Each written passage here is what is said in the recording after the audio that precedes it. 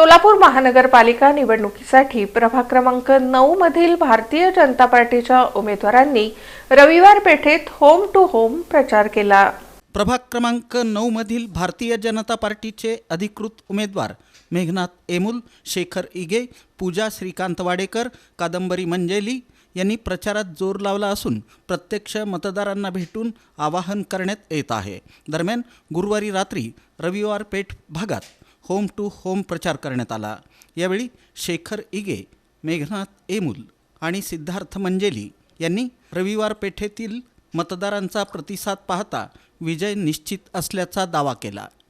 घरोघरी जाऊन आम्ही जो प्रचार केला, विकासाच्या मुद्द्यावर आम्ही लोकांपर्यंत पोहोचलो।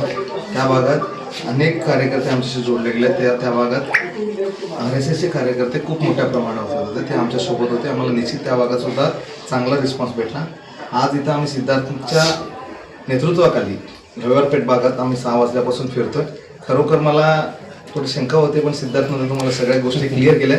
तो एक शिक्षित उमेदवार आम्हाला आमच्या सोबत आहे आणि वाडेकर सुद्धा हा सुद्धा शिक्षित असल्यामुळे आम्ही लोकांपर्यंत गेलो की लोक खूप ठिकाणी आम्हाला घरोघरी जो आर्थिक करत आहे त्याच्यातूनच कळतं की सिद्धार्थचं कर्तृत्व चांगलं आहे। आम्हाला निश्चित खात्री आहे की रविवार पेठेतील सिद्धार्थसारख्या नवयुवकाला भाजपची तिकीट भेटल्यामुळे आम्हाला ह्या भागातून लोक विचार करतील आणि पॅनल टू पॅनल मतदान करतील अशी आशा व्यक्त करतो। भारतीय जनता पार्टीचे 4 उमेदवार यांच्या वतीने आज इथे डोर टू डोर प्रचार चालू असताना व आज इकडे चांगले प्रतिसाद आमच्या 4 उमेदवारांना मिळाले असं मी सांगतो। व मी भारतीय जनता पार्टीला सांगू इच्छितो की हा रविवार पेठ वडरगल्ली आधी काँग्रेसचा बालेकिल्ला होता, पण ते आम्ही मोडून काढलेला आहे। याच्या आधी लोकसभा असो, विधानसभा असो आणि महापालिका असो, इथे आपल्या सगळे 4 उमेदवारांना भारतीय जनता पार्टीला लीड मिळालेला आहे। प्रभाग क्रमांक 9 रविवार पेठ या भागात आम्ही होम टू होम करताना आम्हाला असं प्रतिसाद मिळाला की घरोघरी लोक तुम्ही 100% तुम्हाला मतदान करणार, तुम्ही अजिबात टेन्शन घेऊ नका।